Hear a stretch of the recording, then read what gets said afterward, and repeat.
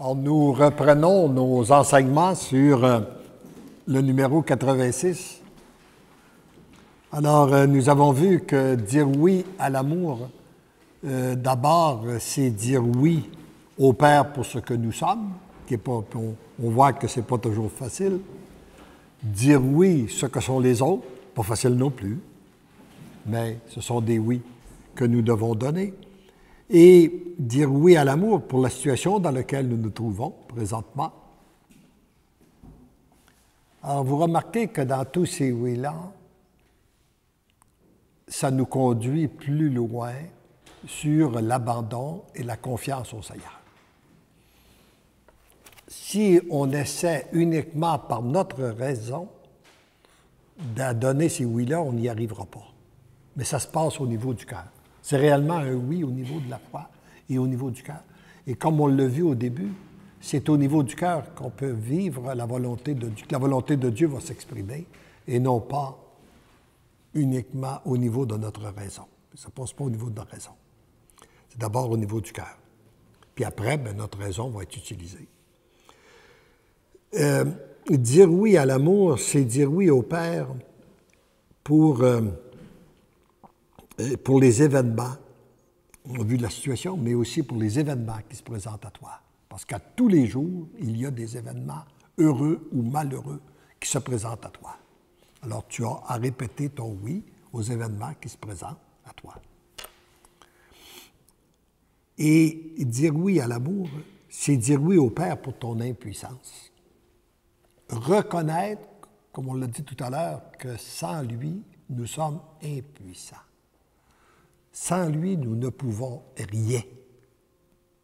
Mais avec lui, on peut accomplir de grandes choses si c'est lui, s'il le désire, si c'est sa volonté. Dire oui à l'amour, c'est dire oui au Père à se laisser transformer.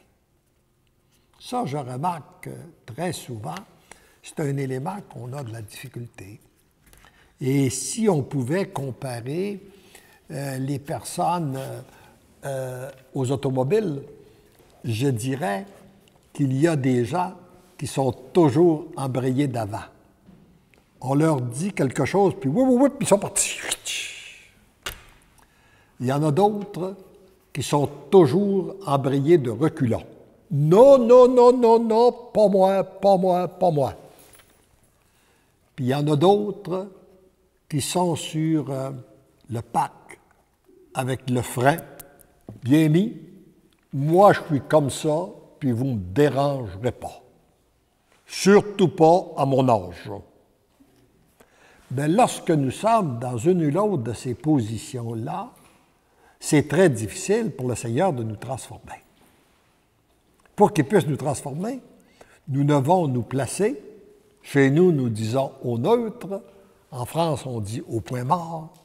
Nous devons nous placer au point mort pour être capables d'être avancés, reculés, tassés, devenir un instrument malléable entre ses mains. D'ailleurs, ce que vous retrouvez aussi dans le message, dans le premier volume, il dit, dans les débuts des messages, il dit peu de gens accueillent mon amour, mais encore moins acceptent de se laisser maîtriser par mon amour. Voyez-vous? Il y a une différence encore. Accueillir son amour, savoir qu'il nous aime, pas parce qu'on le mérite, mais parce qu'il est un Dieu d'amour. Et accepter de se laisser maîtriser par son amour. Ça veut dire poser un geste, ça nous conduit beaucoup plus loin sur le chemin de l'abandon et de la confiance. Et très souvent, il y a beaucoup de difficultés qu'on rencontre dans notre vie et c'est pour nous conduire plus loin sur le chemin de l'abandon et de la confiance. En passant, il y a 3 grâces que nous demandons régulièrement, mon épouse et moi. L'humilité, l'abandon, la confiance. L'humilité, l'abandon, la confiance. Alors, c'est réellement accepter de se laisser transformer pour devenir ce qu'il veut que nous soyons.